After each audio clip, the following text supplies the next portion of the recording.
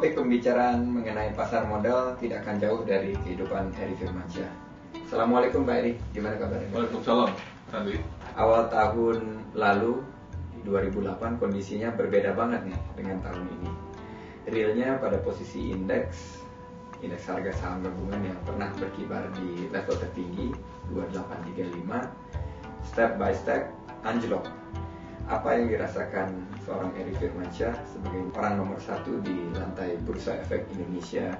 Situasi ekonomi Amerika yang masih belum menentu, dan itu akan sangat memberikan pengaruh yang besar kepada ekonomi dunia, financial market dunia, dan juga capital market di dunia, termasuk kita.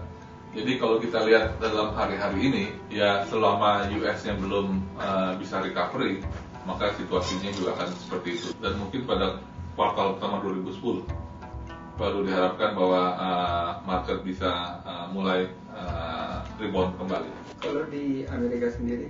Nah, kita lihat bahwa waktu itu sudah sempat di bawah 8.000, naik ke sampai 88. Orang bilang the worst is over, kan? Ternyata sekarang worse lagi, kan? Jadi orang masih punya kekhawatiran bahwa stimulus package yang dilempar oleh pemerintah Amerika cukup besar, tapi mungkin masih belum cukup besar. Kalau lihat dari IHSG gitu, berapa besar sih sebetulnya kontribusi dari perusahaan top 10? Jadi begini, kalau kita lihat, kita di bursa itu ada yang namanya Liquid 45. Liquid 45. Nah, ini adalah 45 saham yang memang liquid, yang memberikan support kepada pertumbuhan pasar modal kita, khususnya dari pertumbuhan indeks. Dan kalau kita lihat lagi bahwa hukum yang berlaku di negara manapun juga 2080, 20% dari emiten itu yang menunjang 80% pertumbuhan dari setiap pasar modal. Jadi nggak mungkin semua emiten itu liquid.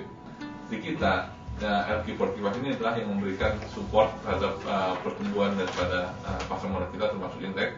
Karena itu saham-saham liquid yang mungkin kita harapkan memang fundamentalnya mungkin waktu tidak jadi ukuran, tapi kita sekarang memasukkannya salah satu kriteria juga ukuran fundamentalnya.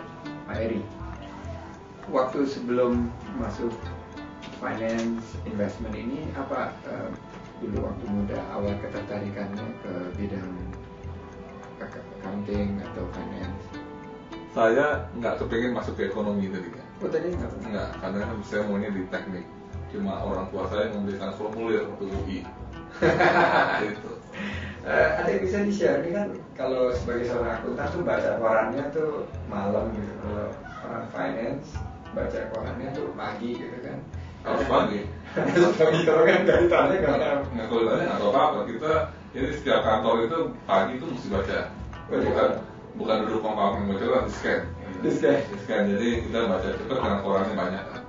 Tujuannya adalah untuk bisa memperoleh informasi apa yang ada hari itu, yang kita pikir bisa menimbulkan gejolak pasar atau tidak, atau ada aktivitas dari broker dan emiten yang kita anggap ini mestinya mendapat persetujuan atau mendapatkan ini pada atau disclosure yang kurang. Jadi tujuannya itu baca koran itu adalah memperoleh informasi yang cukup sebelum pasar itu dibuka.